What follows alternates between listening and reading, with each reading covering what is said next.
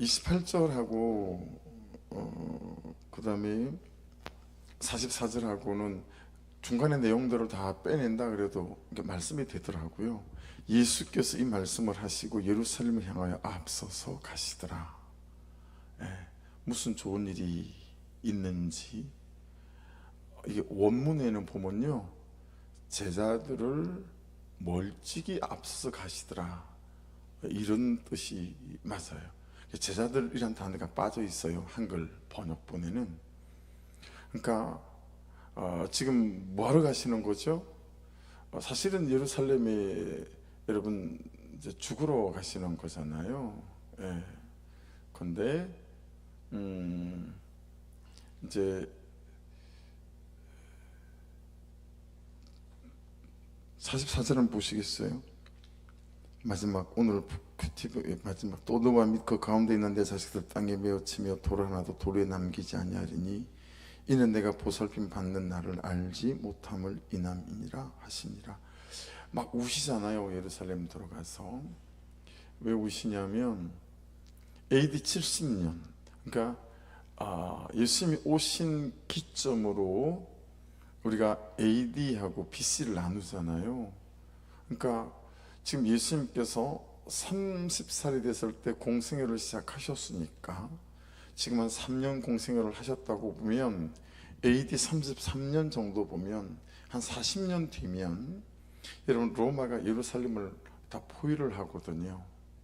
이렇게 말씀 그대로예요. 그래서 여러분 그때가 언제냐면 일부러 그때 왔어, 6월절을 지킬 때. 그래서 여러분 6월절을 지킬 때 그 당시 예루살렘은 100만 명 정도가 모였다라고 하니 지금 파주시 인구의 2배 정도가 모인 거죠. 근데 그 100만 명이 무수히 죽어나갔습니다. 정말 도리에 도로나 남지 않는 그런 때를 맞이하게 되거든요. 그걸 보시고 우시는 거죠. 그러니까 우리에게 대한 그 하나님의 사랑을 멈출 수 없는 거죠. 그래서 여러분 예수님의 삶의 방향을 잘 보셔야 합니다.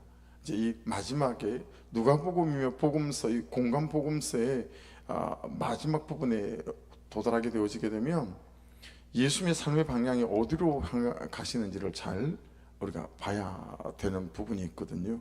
여러분 예루살렘으로 왜 가시죠? 십자가 지러 가시는 거예요, 그죠? 우리 죄를 짊어지시고 죽으시고 우리의 죄를 씻어주시기 위해서 가는 거예요, 그죠? 헌법재판소에서 대통령 탄핵 빨리 안 한다고 요즘 유행하는 말 중에 하나가 속도가 정이다, 뭐 이런 말이 유행한다고 해요. 왜 빨리 안 하냐 뭐 이런 거죠. 근데 여러분 아닙니다. 속도가 정의가 아니라 방향이 정의예요. 항상 여기에 쏘아 가시면 안 됩니다. 자꾸 내 삶에서 속도가 빠르기를 원하시면 안 되고, 그거 전부 쏙놓은 거예요. 내 삶의 방향이 맞는가, 여기 항상 우리의 중심과 초점이 있어야 합니다. 언제라도 내 삶의 방향이 말씀이 말씀하는 방향으로 향하고 있는지를 잘 살펴야 합니다. 집에 거실이든 또는 어디든 처음엔 필요해서 들여다 놨는데 이게 이제 시간이 지나면서 그게 필요가 없어졌잖아요. 그럼 그걸 이제 치워야 되는데 여러분 그거 하나 치우는 게 이렇게 참 간단치가 않죠. 그냥 쑥 잘 되어지지가 않습니다. 이 삶의 방향이라고 하는 것은 여러 가지 측면이에요. 그냥 우리 인생 전체를 통으로 보고 내가 걸어가는 삶의 방향이다라고 말할 수도 있겠으나 남편과 아내와의 사이의 방향도 있잖아요. 부모와 자식 간의 삶의 방향도 있어요, 그렇죠? 내가 사용하는 시간의 삶의 방향, 주님이 주신 재정과 여기에 대한 삶의 방향도 있고, 우리가 처해 있는 모든 관계 안에서 방향, 목사의 삶의 방향이 있고 또 성도의 삶의 방향이 있고 그런 게 아니겠습니까? 내가 삶의 방향이 말씀이 말씀하시는 방향으로 내가 가고 있나, 아니면 속도가 정이다, 그래서 어떻게 하든 빨리 뭔가가 되어지고 이루기 위해서 말씀의 방향은 잠시 저쪽으로 제쳐놓고 내가 다른 방식으로 살아가고 있는지, 이거 항상 잘 살펴야 되겠다라고 하는 거죠. 저는 운전을 지게차로 배웠거든요. 블록 공장에서. 나이가 그때 16살, 17살. 아직 운전면허증을 딸 수 없을 때에 지게차로 운전을 제일 처음 배웠어요. 그 다음엔 불도저, 그 안에 이제 모래를 담고 하는 불도저가 있었어요. 그 다음 페루다라고 하는 거 잘 모르시죠? 중장비. 요즘은 잘 보기 힘든 큰 또 페루다라고 하는 도로를 정비할 때 쓰는 그런 중장비가 있어요. 그걸 배우고, 그 다음에 포크레인도, 그 다음에 배운 게 덤프트럭, 4.5톤 덤프트럭, 8톤 덤프트럭, 그거 운전하는 걸 배우고, 그 다음에 배운 게 승용차, 사장님 승용차 운전이었었어요. 근데 여러분, 제가 여러 가지 운전을 배워보고 해봤는데 제일 힘든 운전이 뭐냐면 경운기예요. 경운기.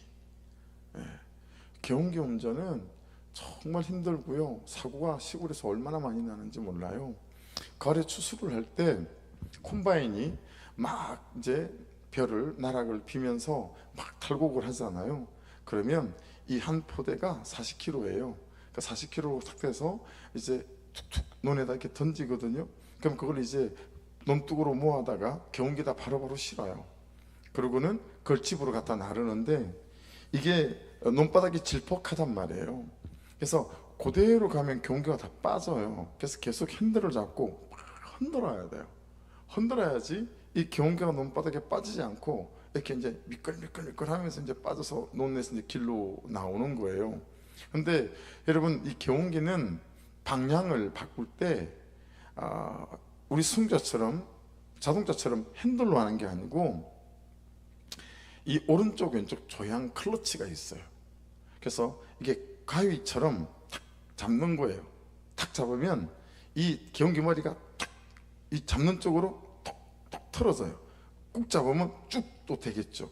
이 한 번 얼마나 탁탁 잡냐에 따라서 이게 탁탁 각도가 막 틀리니까요. 속도가 붙어 있을 때 이것 잘못 잡으면 큰일 나요. 그래서 얼마나 경운기 사고가 굉장히 많이 나거든요. 경운기 운전이 얼마나 힘이 들었는지, 이게 보통 힘든 게 아니에요. 근데 여러분, 경운기의 방향을 운전하는 것보다 훨씬 힘든 게 삶의 방향 아니겠어요? 그렇죠? 우리가 살아가는 삶의 방향. 여러분, 요는 말씀 앞에서 끊임없이 무슨 일이 있어도 예수님은 계속 그분의 삶의 방향이 예루살렘을 향하여 가시잖아요. 그냥 죽으러 가는 길임에도 불구하고 그 삶의 방향에 대해서 그냥 조금도 초점을 놓지 않고 잘 걸어 가시잖아요. 그러니까 여러분, 말씀이 말씀하시는 대로 힘이 들지만 다른 수를 쓰지 않고 그냥 정직하게 말씀이 말씀하시는 방향으로 내 삶이 잘 걸어가고 있나 한번 생각해 보십시오. 여러분의 삶의 방향은 주로 무엇이 결정하십니까? 내 삶의 방향은 주로 뭐가 결정하지? 요즘 여러분의 삶의 방향은 어디로 향하고 있고, 요즘 여러분의 삶의 방향은 어떤 것이 결정하고 있습니까? 말씀이 삶의 방향을 결정하고 있습니까? 북쪽으로 하기로 했는데 오늘 아침 말씀이 북쪽이 아니고 정반대인 남쪽, 그를 미워하기로 결정했는데 말씀이 그를 미워하지 말고 사랑하기로 삶의 방향을 바꾸려는 거예요. 여러분, 그러면 그 미워하는 것들을 내려놓고 사랑하기로 삶의 방향을 바꾼다는 게 쉬운 일입니까? 이게 굉장히 어려운 일인 거잖아요. 그럼에도 불구하고 참 어려운 일이지만 어떻게 내 삶의 방향을 바꿔가지? 라고 하는 것들에 대한 내 할 수 있는 적용점들을 찾아서 적용점을 삼아 보는 거죠. 근데 어떻게 하든 쉬운 쪽, 편한 쪽, 부담이 없는 쪽, 여러분, 그쪽으로 나의 삶의 방향이 자꾸 가려고 한다라고 하는 거죠. 마땅지사고 당연지사이긴 하지만, 예수님의 방향은 죽으러 가는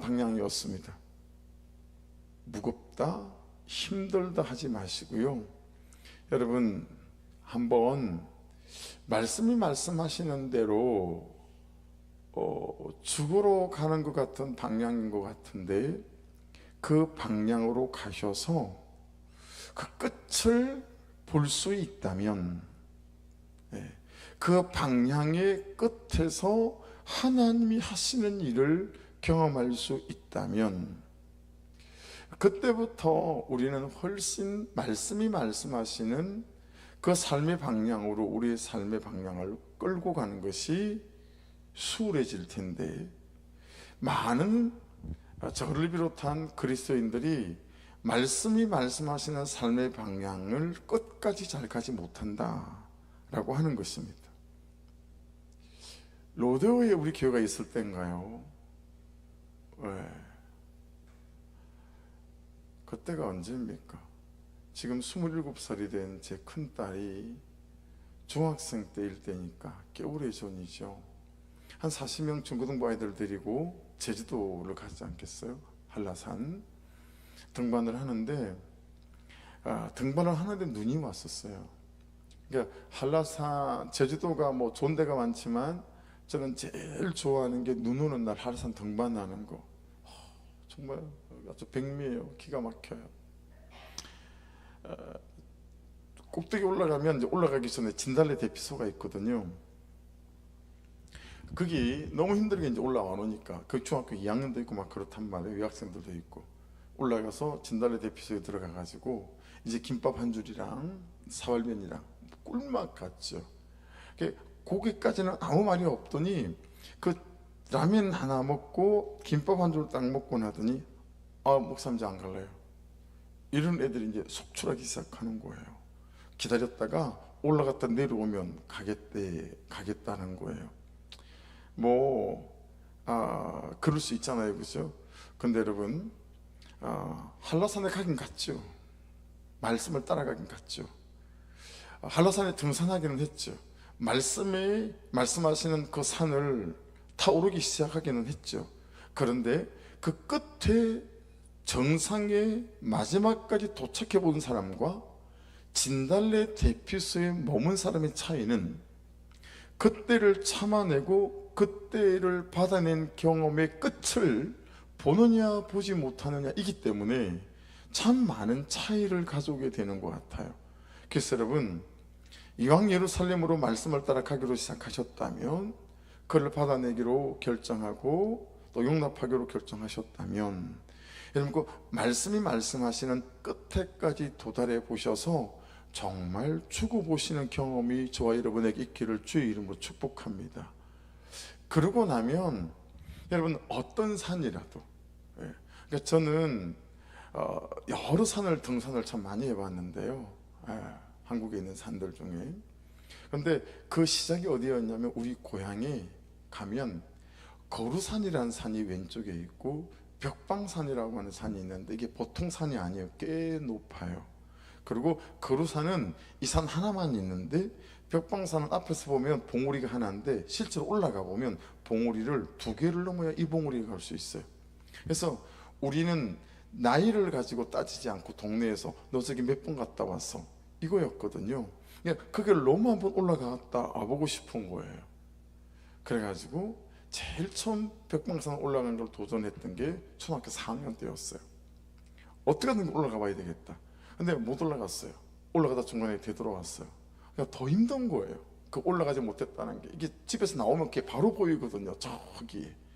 야, 저길 내가 못 올라갔다는 거지. 그러고는 여러분 최초로 제가 길 올라간 게 6학년 때였어요. 2년 뒤에. 2년 뒤에 이제 겨울이 약간 지나면서 계곡에 얼음이 녹을 만한 때 그걸 올라간 것 같아요. 올라가면서 힘들었죠. 첫 번째 고개를 넘고 정말 올라갈 수 있을까 되돌아가고 싶단 마음이 너무 드는 거예요. 근데 한 고비를 넘었었어요. 두 번째 봉우리에 딱 올랐으니까 와, 이만하면 되지 않았을까 싶은 마음이 또 드는 거예요. 그런데 그 두 번째 봉우리를 넘고 나니까 데리고 갔던 형들이 경험이 있으니까요. 거기서 잠깐 멈추던 이 계곡에서 이 얼음물이 녹는 그걸 가지고 라면을 끓이는 거예요. 라면을 가지고 코펜에 라면을 끓여가지고 라면을 김치랑 먹는데 그렇게 맛있는 거예요. 그게 그걸 먹고 등을 토닥토닥 두드리면 야, 온 곳만큼은 가면 돼. 그리고 올라가면 그 산 꼭대기 바로 뒤쪽에 밧줄을 타고 절벽을 10여 m만 내려가면 바위에서 떨어지는 물이 있는데, 야, 그 물을 한 컵만 마시면 100년을 산다는 거예요. 여러분, 초등학교 6학년이 100년이 무슨 의미가 있었겠어요? 그죠? 100년을 살고 싶은 거예요. 여러분, 제가 100년 살지 몰라요. 거기를 몇 번 올라갔어. 그걸 몇 컵을 마셨으니까. 그 말을 들으니까 혹하는 거 있죠. 야, 근데 올라갈 때 진짜 계속 쏘갔다, 그때 돌아갈 걸, 이 생각이 너무 들었어요. 어떻게 그 꼭대기를 올라가 가지고요, 야, 그 꼭대기에 섰는데 그 경험, 3번을 포기하고 싶은 마음을 꺾고 정상에 섰던 그 경험이 월악산을 올라갈 때도, 지리산 노고단을 올라갈 때도, 그리고 설악산 대청봉을 올라갈 때도 전부 경험이 됐어요.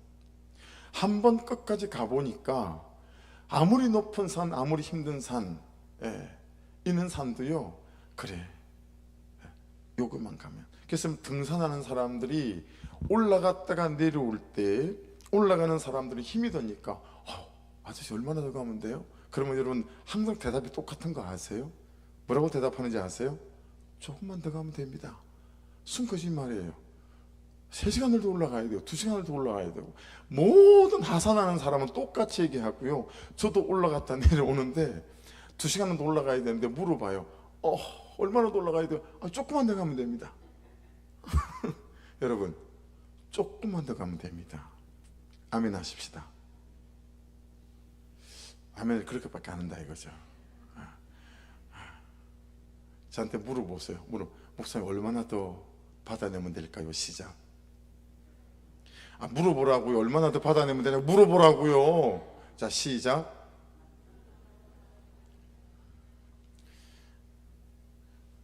초등학교 야간 다녔죠. 못 외워가지고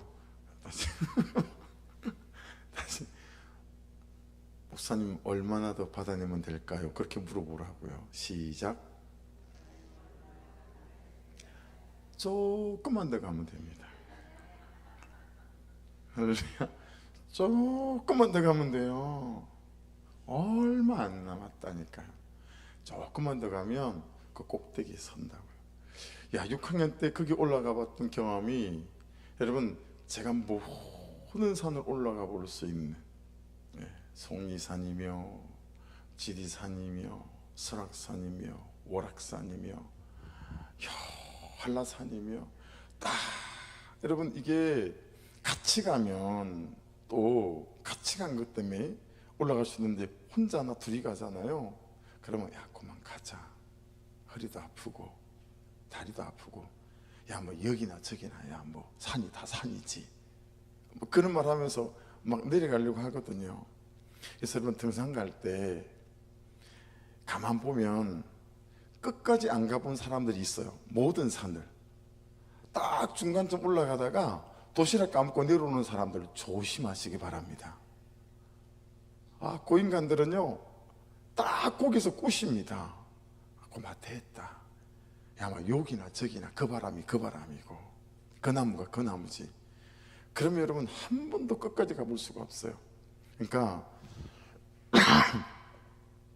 십자가 지고 십자가에 죽고 그리고 십자가에서 부활하는 그 자리까지 가야, 그 다음의 삶들을, 말씀을 따라가는 삶의 방향에서 돌아서지 않고 말씀을 경험하는 역사가 나타날 줄로 믿습니다. 말씀은 우리에게 경험하라고 주신 것이지, 말씀은 우리에게 낙심하고 체념하라고 주신 말씀이 아닌 줄 믿습니다. 그러니 예수님의 삶의 방향을 절대 바꾸지 않잖아요, 그렇죠? 근데 여러분, 방향의 속도를 이기지 못하는 이유가 뭘까요? 여러분, 방향하고 속도하고 싸우잖아요. 그러면 거의 다 속도가 이겨요. 방향이 잘 못 이겨요. 왜 그럴까요? 더디기 때문에 그래요, 방향은. 그리고 방향은 받아내는 게 어렵기 때문에 그래요. 그리고 방향은 많이 기다려야 하기 때문에 그렇습니다. 하지만 그래도 방향이 맞습니다. 절대 속도에 속지 마시고, 여러분, 말씀이 말씀하시는 방향대로 예루살렘을 향하여, 십자가를 향하여 가는 걸음을 절대로 놓거나 꺾지 않기를 주의 이름으로 축복합니다. 할렐루야. 다른 사람들은 속도를 따라 살기 때문에 사실 더 어려워요. 방향을 따라가는 사람들은. 예. 뭘 그렇게까지. 뭘 그렇게까지. 근데 그냥 말씀을 묵상하다 예배하다가 하나님 마음을 주시면, 따라합시다. 하나님 마음을 주시면 그 하나님 주시는 마음을 사야 합니다. 그 마음을 사는 거예요. 그 마음을 사는 거예요. 그리고 그 마음을 사서 그 마음을 가지고 내 삶 속에서 사는 거지요. 그게 내 삶의 방향이 되는 거지요. 그러니까 간혹 아내가 안 간다고 할 때마다 내가 괜히 혼자만 멕시코 가야지 하고 있을 걸 떠들어가지고 71에 은퇴하거든요. 목사님들이 71에 은퇴해서 72에 멕시코 가서 2년이 있으면 72, 73인데 은퇴하고 그게 무슨 고생일까 싶어요. 근데 멕시코에 갔을 때 그 멕시코 원주민 인도 아이들을 만났을 때 제 마음에 막 감동이 오는 거예요. 네가 네 인생의 일부를 이 아이들을 위해서 좀 내놓을 수 없겠니? 그래서 네 하나님, 그러면 제가 제 인생 중에 2년을 이 아이들을 위해서 살겠습니다. 그렇게 주시는 부담을 산 거잖아요. 그게 제 삶의 방향의 일부가 된 거죠.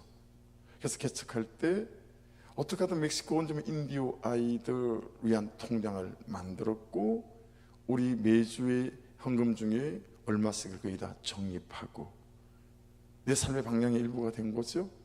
그런데 이제 우리가 구성전 주실 때 이 도시와 도시형을 자유케 하라. 그래서 지금은 딴 생각 안 하죠. 여기 파주 땅 안에 하나님께서 다시 새 마음을 부어주실 때까지는 어떻게 여기서 그 사명을 감당할 수 있을까? 이게 이제 삶의 방향이 되어진 거죠. 사랑하는 여러분, 말씀이 말씀하시는 그 말씀이 저와 여러분의 삶의 방향이 될 수 있기를 주의 이름으로 축복합니다. 그러면 더딘 것하고 관계없어요. 받아내라 하시면 받아내는 것이 삶의 방향이 되어지기를 주의 이름으로 축복합니다. 그래서 그 끝을 한번 가보는 거죠. 그래서 여러분, 방향을 붙잡은 사람은 참 은혜가 있어야 합니다. 은혜를 공급받아야 하고 은혜가 식지 않아야 합니다. 그래야 방향으로 속도를 이길 수 있습니다. 여러분, 날마다 은혜를 구하시고 은혜가 저와 여러분을 사로잡을 수 있기를 주의 이름으로 축복합니다. 그래서 그 은혜가 충만하고 성령이 충만할 때 여러분 신경 쓰지 마세요. 여러분, 내 옆에서 나보다 빨리 다니는 사람 은혜가 없으면 견디기 힘들어요. 난 언제 쫓아가나 싶거든요. 근데 은혜가 나를 딱 붙잡아 주시면 여러분, 이 방향을 가지고 싸우지 속도를 가지고 싸우지 않아요. 그리고 말씀을 따라 방향대로 가다 보면 방향이 속도를 이기거든요. 그게 예수 그리스도의 십자가예요. 할렐루야. 누가 봐도 드디었다 생각했지만 예수는 십자가에 죽으심으로 이기셨습니다. 여러분, 말씀을 따라가는 더딘 삶이 모든 속도를 이기는 그런 역사가 저와 여러분의 것이 되기를 주의 이름으로 축복합니다. 한 절 남았는데 29절 보십시오. 감람원이라 불리는 산 쪽에 있는 벳바게와 베다니에 가까이 가셨을 때 제자성 둘을 보내셨어요. 장소 세 군데가 등장하잖아요. 하나는 벳바게. 여러분, 벳바게는 특별히 좀 또 베다니 나오고, 이제 감람원. 여러분, 감람원은 어디죠? 감람산. 예수님이 기도하던 동산이시잖아요, 그죠? 예수님이 항상 하나님 앞에 깊이 머무시던 장소가 감람산이에요. 예. 이스라엘에 가보시면 예루살렘에서 딱 보기 좋을 만한, 예, 높이도 감람산이 예루살렘보다 조금 더 높아요. 감람산 꼭대기에서 쳐다보면 예루살렘과 그 시내 전경이 한눈에 싹 다 보이는 그런 산이거든요. 여기는 또 어떤 특징이 있죠? 예수님이 성천하신 곳이 감람산입니다. 그래서 거기 가보면 이제 그 사람들이 되게 창사 속이 밝아가지고요, 예수님이 여기서 성천했다 그래가지고 바위에 예수님 발자국이 딱 찍힌 거기를 건물을 지어가지고 돈 많이 받아요. 그래서 이제 돈 받고 들어가서 그거 예수님 발자국 보고, 그 순 가짜거든요. 가짜인데도 느낌이 있어요. 예수님이 성천하신 곳이 감람원이기도 하고, 또 하나는 누가복음 나중에 보시면 예수님께서 다시 오실 때 글로 오신대요, 감람산으로. 그래서 이 감람원은 의미가 되게 많이 있어요. 다시 오실 때 예수님께 은총을 받을 사람과 심판을 받을 사람이 함께 그 자리에 서야 하는 그런 장소가 감람산, 감림원이라고 하는 거죠. 근데 여러분, 아무도 타지 않은 나귀 새끼는 어디 있었죠? 벳바게, 그 뒤에 나오는 벳바게와 베다니에 가까이 가셨을 때에 제자중 둘을 보내셨다라고 하잖아요. 베다니는 여러분들이 잘 아시죠? 나사로, 그죠? 그리고 또 나환자, 성경에 나오는 베다니는 사실은 두 군데예요. 예루살렘에서 한 2.5km, 3km밖에 떨어져 있지 않는, 그런 나사로가 살던 그런 동네가 있고요. 또 다른 동네가 있는데, 그러니까 이 베다니라고 하는 것은 이제 나병 환자들이 제사장으로부터 너 다 나았다, 완치 판정을 받기 전까지 머물고 기다리던 그런 곳이었다라고 하는 것이니까, 모든 그냥 인생의 종류가 다 모여 살던 그런 동네이기도 하죠. 그래서 거기 가셨을 때에 제사장 둘을 보내셨다고 합니다. 자, 30절부터 36절까지를 길지 않으니까 다시 한번 읽어봅시다. 눈으로 시작. 이르시되 너희는 맞은편 마을로 가라. 그리로 들어가면 아직 아무도 타보지 않은 나귀 새끼가 메어 있는 것을 보리니 풀어 끌고 오라. 만일 누가 너에게 어찌하여 푸느냐 묻거든 말하기를, 자, 밑줄이죠, 주가 쓰시겠다 하라 하심이, 보내심을 받은 자들이 가서 그 말씀하신 대로 만난지라. 보세요. 보내심을 받은 자들이 가서 그 말씀하신 대로 만난지라. 여러분, 말씀하시면 말씀하신 대로 가면 말씀하신 대로 만납니다. 아멘 하십시다. 할렐루야. 막 찌릿찌릿하지 않아요, 이런 말씀. 야, 내가 말씀하신 대로 가야 되겠다 하는 거죠. 나귀 새끼를 풀 때에 그 임자들이 이르되 어찌하여 나귀 새끼를 푸느냐 대답하되 주께서 쓰겠다 하고, 여러분, 말씀하신 그대로 했어요. 그렇죠? 그랬더니 여러분, 아무 말 안 했어요. 그것을 예수께로 끌고 와서 자기들의 겉옷을 나귀 새끼 위에 걸쳐놓고 예수를 태우니 갔을 때 그들이 자기 겉옷을 길게 펴더라. 왜 하필 말을 안 타시고 나귀 새끼일까? 여러분, 예수님이 예루살렘에 3번 들어가시거든요. 이때 처음 들어갈 때 왕으로, 그 다음에 선지자로, 3번째 제사장으로 3번 들어가시는데 지금 왕으로 들어가시는 거예요, 지금 오늘 본문의 이 내용은. 그런데 말 있는 걸 타지 않고요, 나귀를 타고 가는 거예요, 나귀를. 왜 그러실까? 스가랴 9장 9절에 보면 말씀이 이렇게 되어져 있어요. 시온에 따라 크게 기뻐할지어다, 예루살렘에 따라 즐거이 부를지어다. 보라, 내 왕이 내게 임하시나니 그는 공의로우시며 구원을 베푸시며 겸손하여서 나귀를 타시나니 나귀의 작은 것 곧 나귀 새끼니라. 여러분, 왜 나귀를 타셨냐면 구약의 말씀으로 예언되어져 있는 대로 예수께서 사셨다라고 하는 거예요. 예수님은 오직 그분의 방향의 삶의 방향은 말씀의 방향이었다라는 것을 말씀하시는 거예요. 여러분, 예수의 모든 삶의 방향은 말씀이 말씀하시는 방향을 따라 그분이 사신 줄로 믿습니다. 뻑적지근하게 폼 잡고 폼나게 그렇게 오시지 않으셨어요. 나귀 중에도 나귀 새끼를 타셨다. 안장이 없어서 사람들이 옷을 깔아야 하는, 그 나귀 새끼, 말씀이 그렇게 예언되어져 있었기 때문에 그 말씀을 따라 사셨다라고 하는 거예요. 온전히 예수님의 삶의 방향은 그 말씀의 방향이었다라고 하는 것입니다.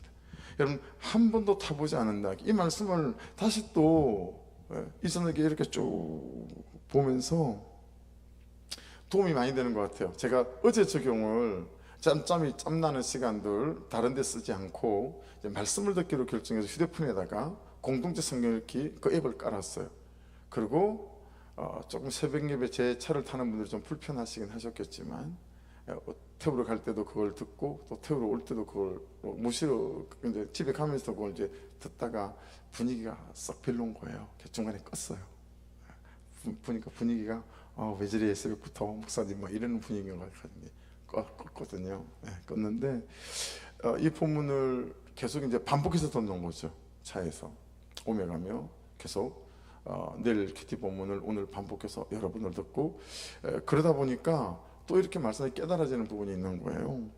그래서 여러분, 주가 쓰시게 했다라. 야, 여러분 사실은 이런 생각 드는 거예요. 야, 이 나귀 새끼는 주님일 수 있겠다. 그리고 이 나귀 새끼는 나일 수 있겠다. 하나님에게는 이 나귀는 예수님이셔서 하나님이 쓰시게 하신 대로 예수님이 자기를 그냥 내어드리는 거예요. 야, 그런데 말씀이 나를 쓰시겠다 하면 나는 나를 잘 내어놓는 사람인가? 내 자신이 아니고 하나님께서 나의 소유된 어떤 것들을 쓰시겠다고 하면 나는 나의 소유된 어떤 것들을 하나님 쓰십시오라고 내어놓을 수 있나? 내 시간이든 내 재정이든 내 삶이든 내 몸이든. 예. 여러분, 제일 내어놓기 싫은 게 어떤 걸까요? 제가 묵상하면서 깨닫게 된 건 내 수치예요. 내 죄예요.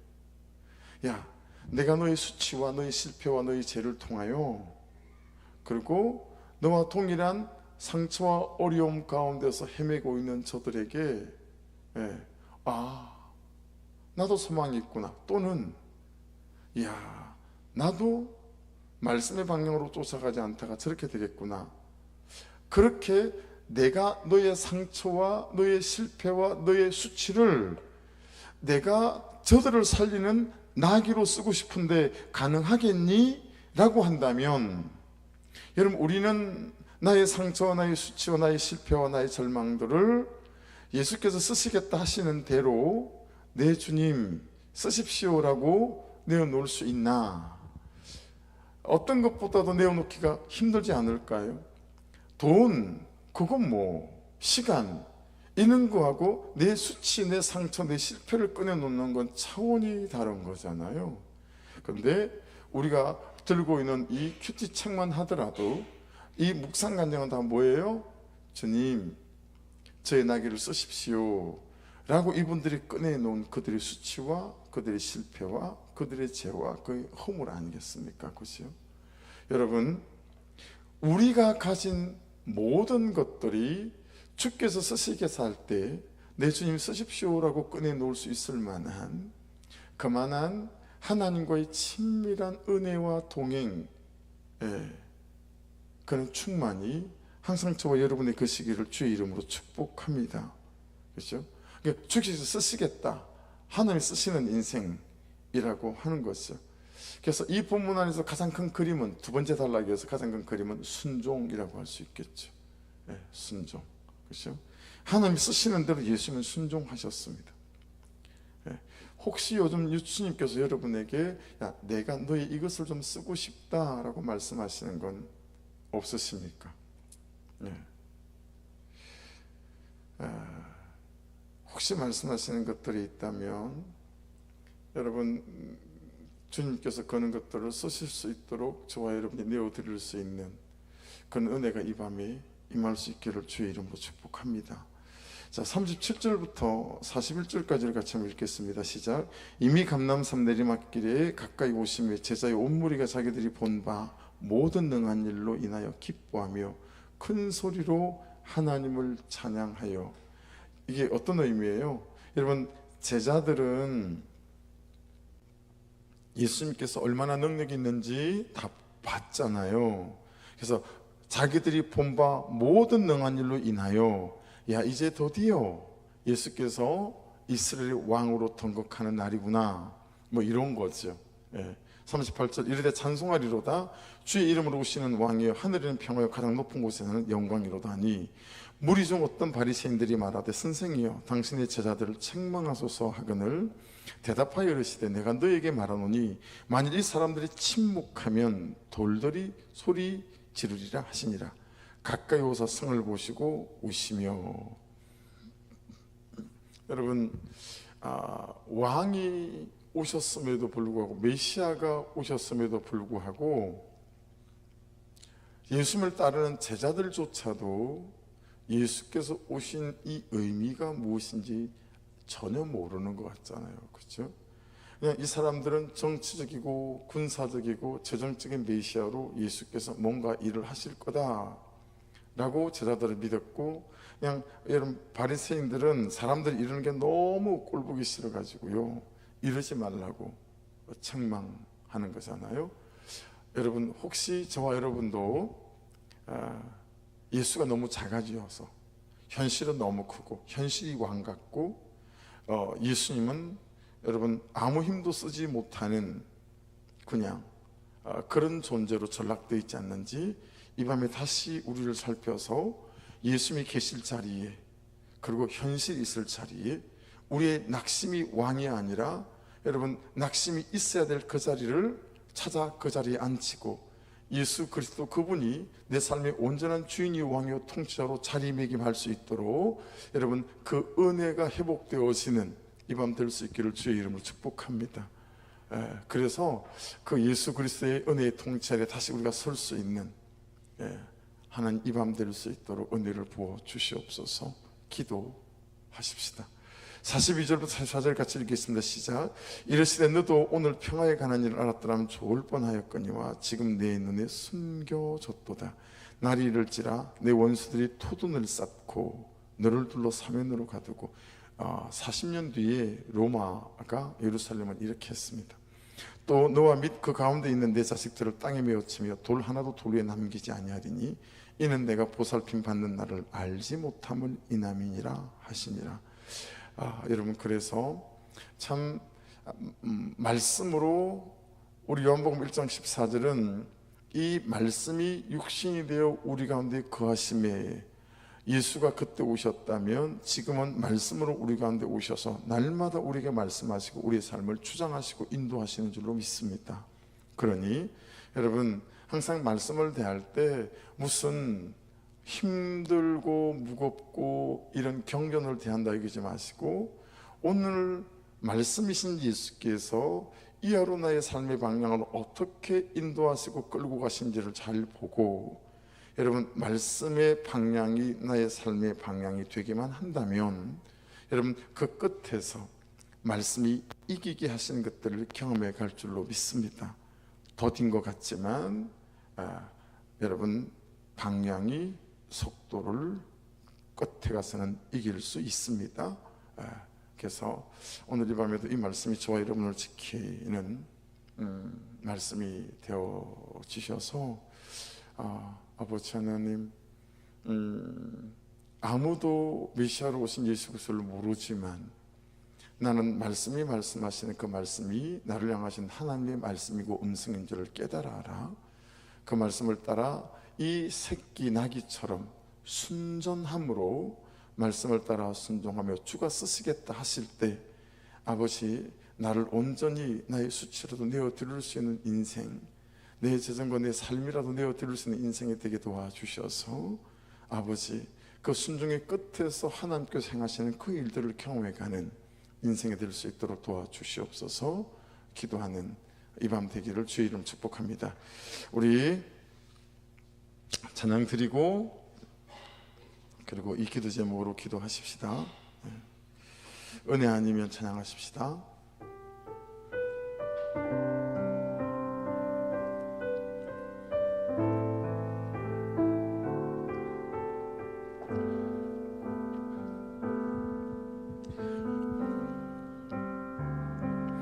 어둠 속에 매이던 내 영혼 갈 길 몰라 방황할 때에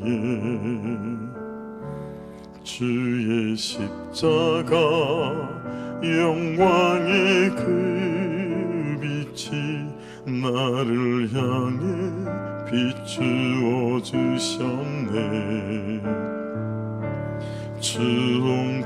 주홍빛보다 더 붉은 내 죄 그리스도의 피로 씻기어 아멘.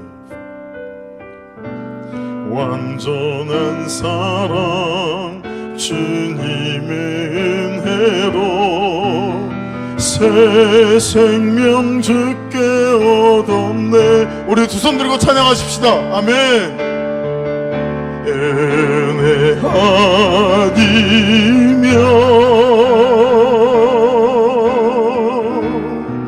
아니면 나서지 못하네. 십자가의 그 사랑 능력 아니면 나서지 못하네. 은혜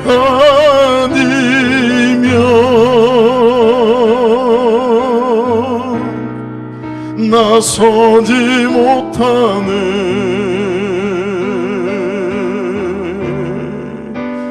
놀라운 사랑 그 은혜 아니면 나서지 못하네. 할렐루야. 여러분, 방향이 속도를 이길 수 있습니다.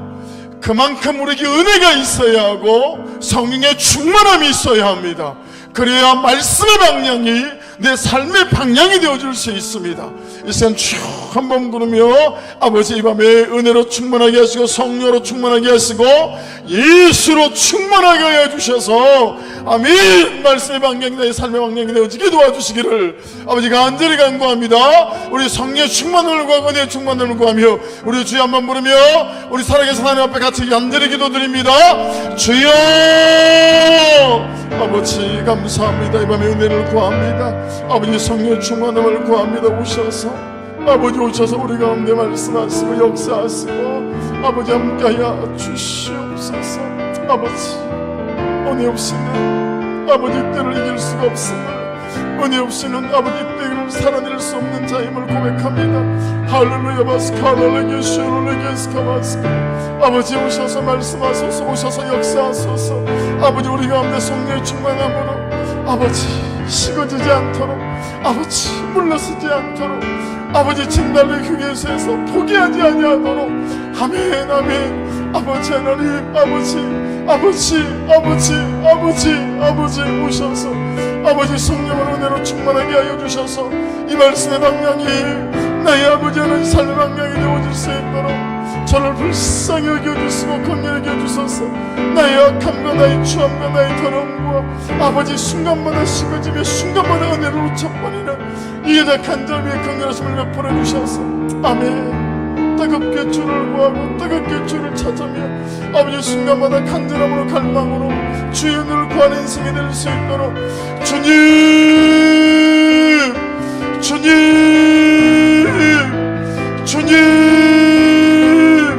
성령님 아버지 은혜로 성령으로 충만케 하여 주소서. 무너지지 아니하도록 아버지 견딜 수 있도록 아버지 살아낼 수 있도록 아버지 하나님 십자가를 향하여 아버지 나아갈 수 있도록 아버지 오셔서 말씀하시고 기름 부으시고 역사하시고 은혜 위에 은혜를 더하여 주시는 아버지 크신 권세 능력을 함께 하여 주시기를 간절히 간구합니다.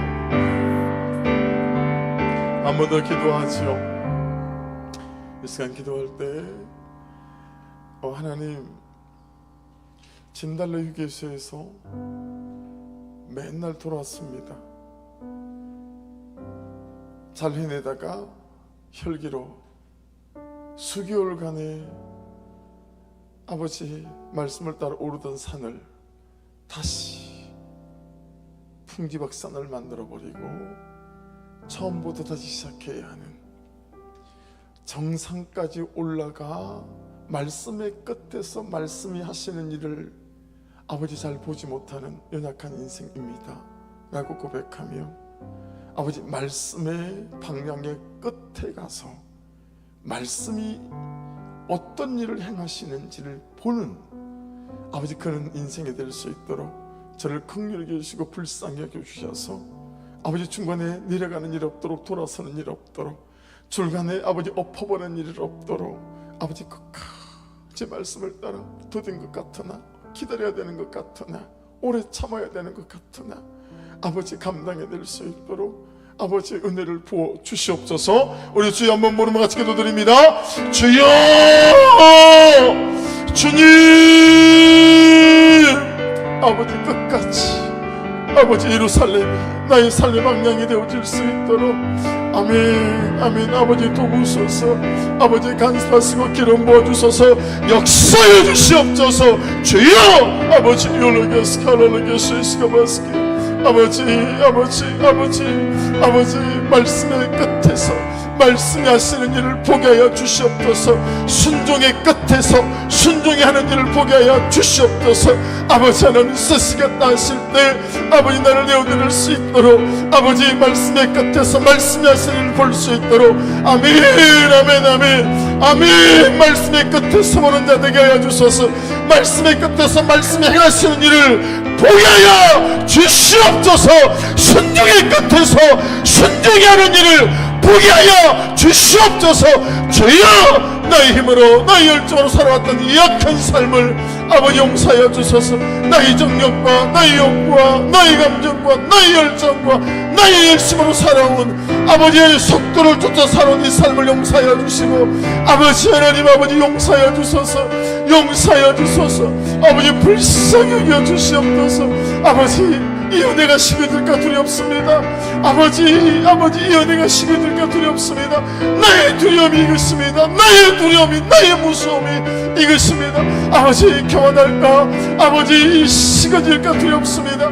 아버지 하나님 모셔서 끝까지 주가 쓰시겠다 하실 때 말씀이 쓰시겠다 하실 때 아버지 말씀이 말씀하시는 그 방향이 나의 삶 방향이 되게 하여 주셔서 그 말씀의 끝에서 말씀이 행하시는 걸 보게 하시고 그 순종의 끝에서 순종의 행하시는 걸 볼 수 있도록 은혜를 부어주시고 하나님의 크고 놀라운 권세 능력들로 이 걸음을 걸어가기 부족함이 없도록 아버지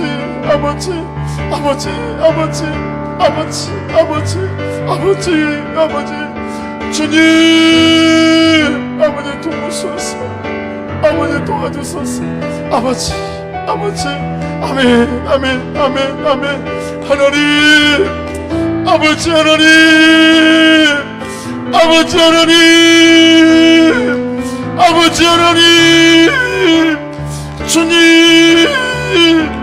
주님 아버지 오셔서 만지시고 행하시고 부어주시는 아버지 그 놀라운 권세 능력과 아버지 은혜 위에 우리를 붙잡아 주시고 아버지 믿음의 역사 위에 성령의 가슴의 권세 위에 아버지 함께하여 주시기를 간절히 간구합니다. 아버지 요르게스 카라르게스 르게스 카바스 아버지 도우소서. 아버지 도우소서. 아버지 도와주시옵소서. 아버지 역사하여 주시옵소서.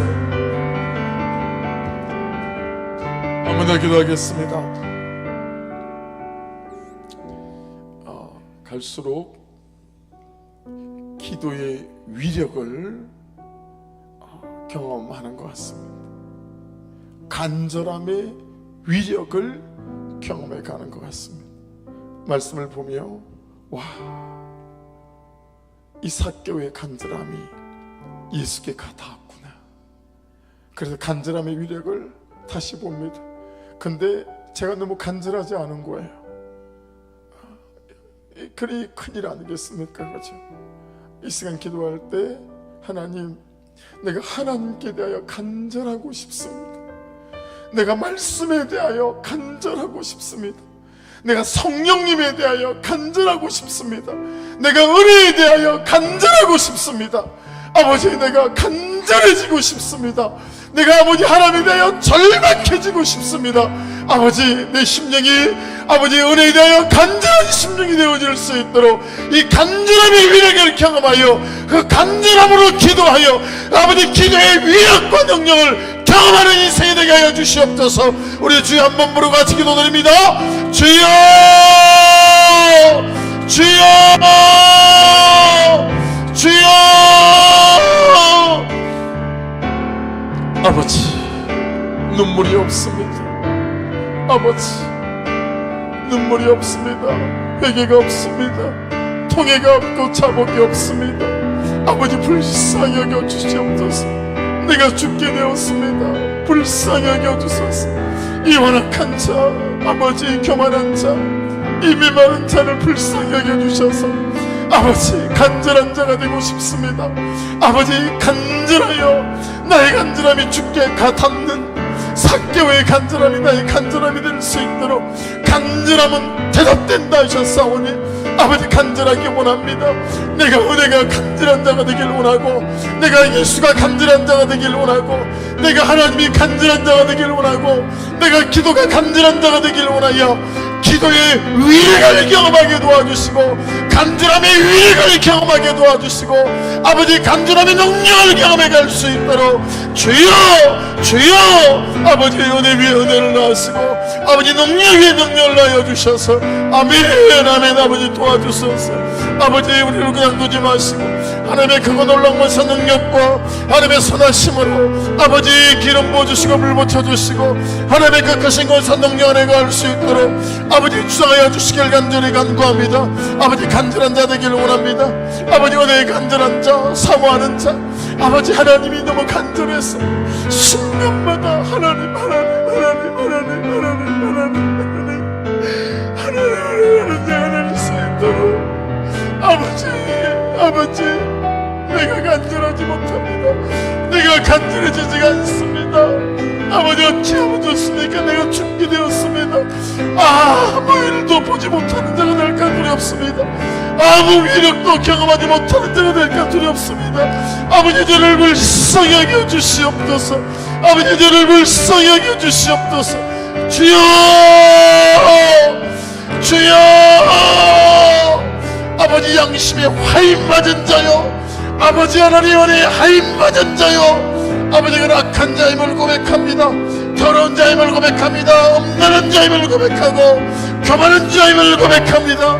아버지, 하나님 오셔서 이 죄인을 불쌍히 여겨주셔서 아버지, 원초마다 심장이 뛰는 것보다 더하게 순간마다 주의 은혜를 구하고 주를 구하고 주를 찾으며 주의 은혜와 주의 능력을 사모하는 인생이 되어질 수 있도록 아버지, 역사해 주시옵소서.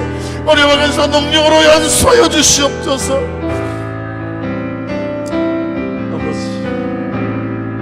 아버지,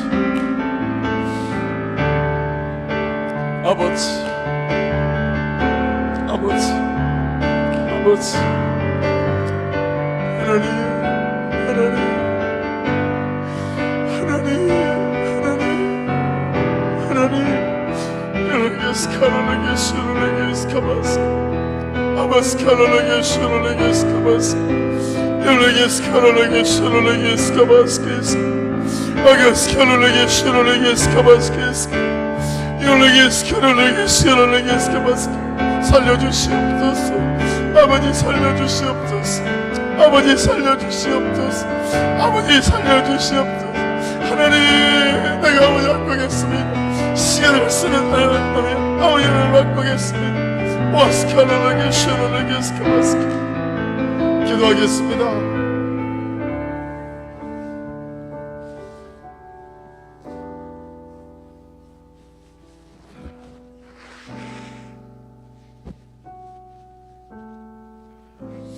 시간 기도할 때 이 기도 제목으로 자유롭게 기도하십시다.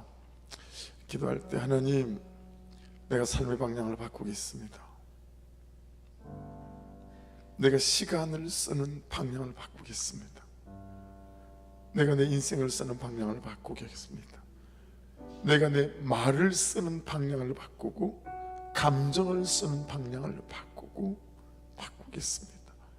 아버지, 시간 깨닫게 하여 주시고 깨닫게 하신 것마다 아버지가 삶의 방향이 바뀔 수 있도록 은혜로 충만케 하여 주옵소서. 그렇게 회개함으로 통회함으로 자복함으로 기도하길 원하고, 오늘 예전과 달리 꼭 한번 와서 좀 쉬었다 가기로 했는데 김동목 선교사님 가서 미얀마로 출국했습니다. 김흥 선교사님은 다음 달 8일 만일 이 최종 심사에서 뭔가 되지 않으면 이제 리젝트 당해서 나와야 될 수도 있습니다. 사람 재정이 채워지는 부분들도, 또 건강에 대한 부분들도, 모든 비자에 대한 부분들도 간섭해 주셔서 기도해 주시고, 김대영 목사님 가정 위해서도 기도해 주시고, 기도에 그분들은 정말 기도를 먹고 살고 사역하시는 분들이니까 항상 이 부족한 목사를 위해서도, 사모님을 위해서도, 그리고 우리 전사님, 간사님들을 위해서, 우리 목자님들을 위해서도 항상 간절한 기도, 그냥 거저 기도밖에 없습니다. 기도해 주시고, 하나님 구성전이 속히 매매될 수 있도록, 그리고 매매되기 전까지 목사를 가르쳐야 되실 것이 있다면 충분히 가르쳐 주시고, 아버지 교회가 깨닫게 될 것이 있다면 충분히 깨닫게 하여 주셔서, 아버지 하나님의 타이밍 때에 아버지 구성전이 매매되어지는 역사가 있게 하시고, 또 세상에 필요한 아버지 에어컨이며 스크린이며 아버지 하나님 참으로 음량 마지막 해야 될 것들, 여러 채워져야 될 것들이 아버지 또 채워지는 역사들이 나타날 수 있도록 아버지 간섭해 주시고 붙들어 주시옵소서.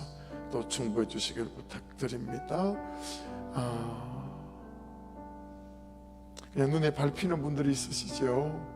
연약한 분들, 김신혜 집사님을 비롯해서 이기수 집사님이나 또 우리 한희영 집사님 혈액암 또 기도해 주시고, 두루두루 눈에 밟히는 분들, 마음에 밟히는 분들 올려드리고, 우리 박정숙 집사님 꼭 이름 불러가며 그의 영혼 가운데 주의 은혜의 빛을 비춰달라고 또 기도 부탁드립니다.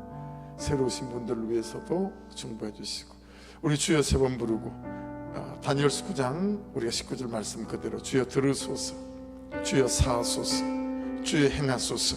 우리 주여 3번 부르고 같이 기도드립니다.